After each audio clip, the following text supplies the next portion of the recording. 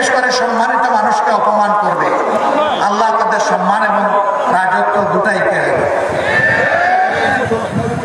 আল্লাহ বলছেন, ক্ষমতা আমি দেই, ক্ষমতা আমি কেড়ে নেই, ইজ্জত আমি দেই, ইজ্জত আমি কেড়ে নেই, এবং সকল ব্যাপারে ইন্নাকা আলা কুল্লি শাইইন কাদির,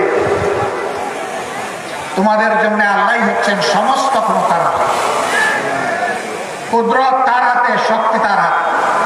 আমির সহ একজন সেক্রেটারি জেনারেল সহ 3 জন নায়েবে আমির সহ 2 জন অ্যাসিস্ট্যান্ট সেক্রেটারি জেনারেল এবং একজন নির্বাহী পরিষদ সদস্য সহ 11 জন দায়িত্বশীল নেতাকে আমাদের বুক থেকে কেড়ে নিয়েছে।